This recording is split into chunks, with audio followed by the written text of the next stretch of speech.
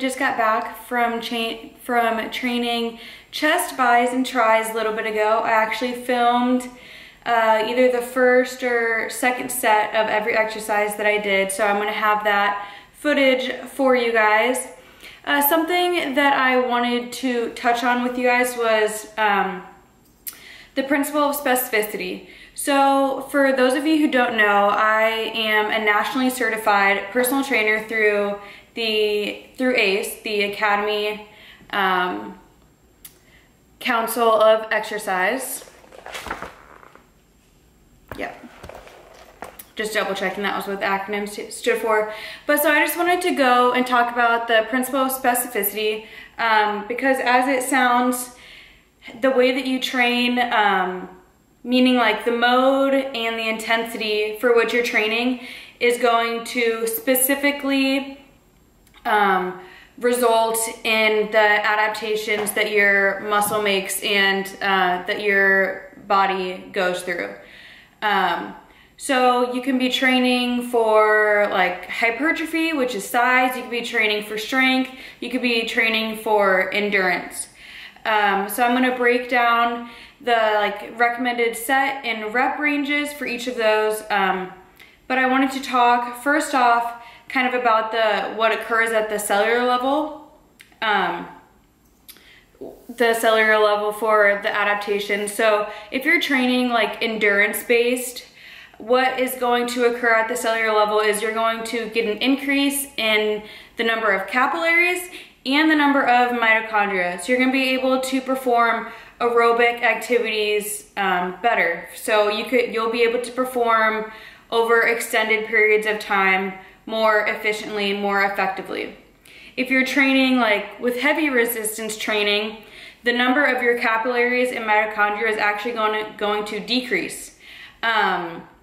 But you get an increase in the number of contractile proteins. So that's what's allowing your muscle fibers to produce more force and lift heavier objects. So that's kind of what happens at this cellular level. So why this principle is so important, the principle of specificity again, is because you want to make sure that your training is in line with your goals.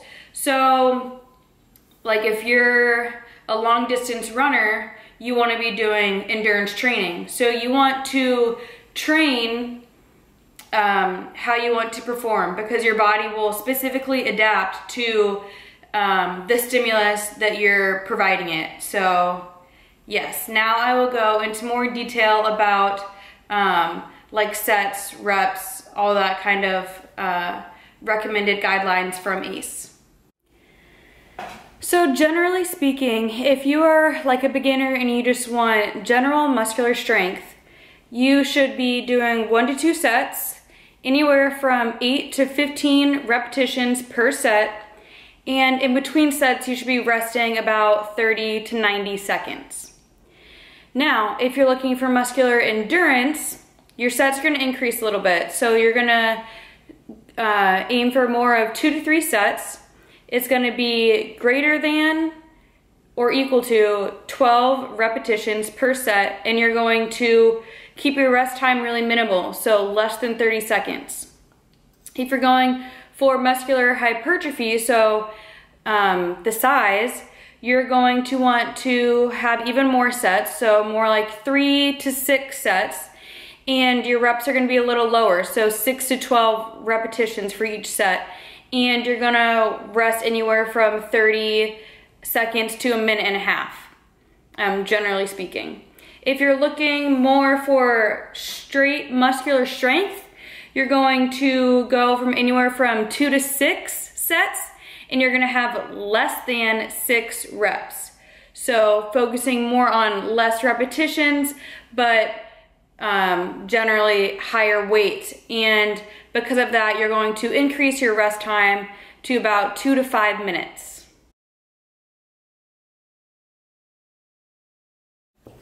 So something else that you want to keep in mind is going to be your tempo.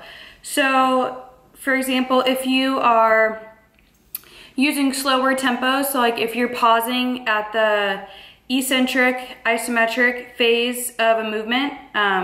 So like when it's in its lengthened phase, that's gonna be, you're gonna be training more for maximal strength and isometric strength. Then on the flip side, if you're using a faster tempo and you're not using any kind of pause at the end of the eccentric, isometric phase, and you're using more of like a stretch reflex, then you're gonna be training and adapting more for like explosive strength. So you just need to be conscious of even the tempo that you're using for each exercise.